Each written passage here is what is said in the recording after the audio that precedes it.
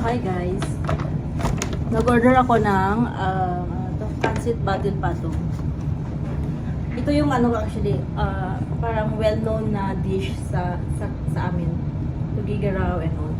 So nakita ko lang to. Nakita ng kaibigan ko. So let's try. Let's try it.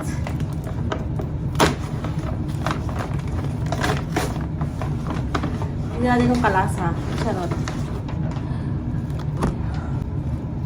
This is the sabaw.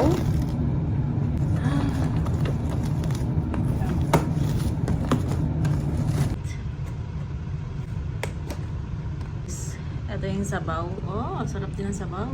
Ayan yung may itlog siya dyan. Dito yung may itlog. Okay? Okay, so let's judge. Hindi. Siyempre, iba pa din talaga yung ano, yung naluto doon talaga.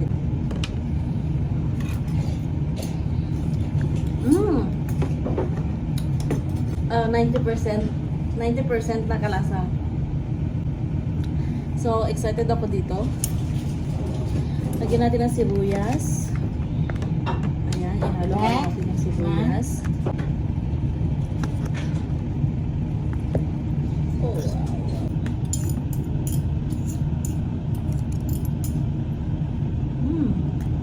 Ano to yung sandamakmak na egg? Yakulaan. Sarap siya. Sarap siya. Ako na sabi ko, siyempre alam ko ang lasa ng bato-bato. Original. Medyo okay na siya. Parang ano na yung cravings ng mga Ilocano. Na may alam nilang ano ha. Sarap. Guys, sarap. Yung mga nagka-crave ng batil patong dito sa Dubai. Order na kayo dito. Highly recommended. Nire-recommend ko to. I-check nyo sa ano, sa Talabat. It's Kuman sa Talabat. Sarap. 39 dirhams. Sarap. Sarap ko ng galit at red. Sarap. Thank you, Eliza. Cravings na. Hindi. Siya naka-discover. Kasi nag-crave siya, tapos na-search siya. Masarap guys.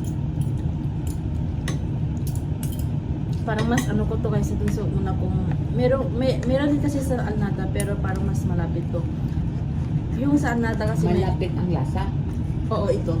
Kasi yung sa Alnada masyadong nakaka-overwhelm yung toppings and then matamis. Pinuntahan nyo dati na ganyan? Oo, kaming dalawang pumunta doon, hindi niya nagustuhan kasi alam din niya yung lasa nito. Kasi natikman na din niya nung pumunta siya ng Isabela. Okay.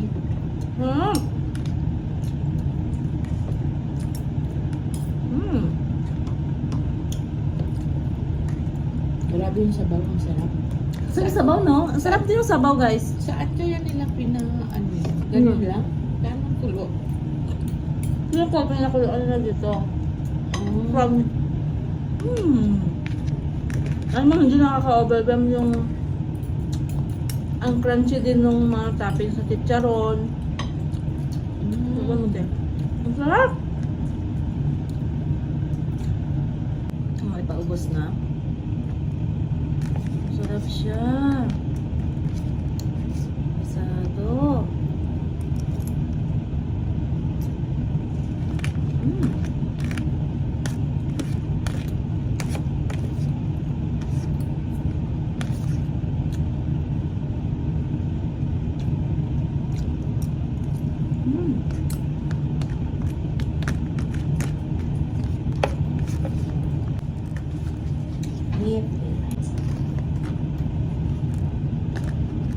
Naubos ko siya, guys.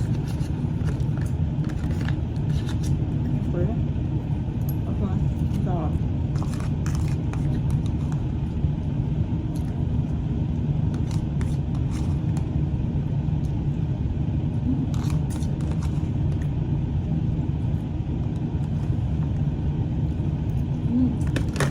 Sarap. So, rate ko na siya. Masarap siya talaga, masarap. wag naman natin masyadong i-give na ano. So, siguro mga 89. Char! 99. Boss.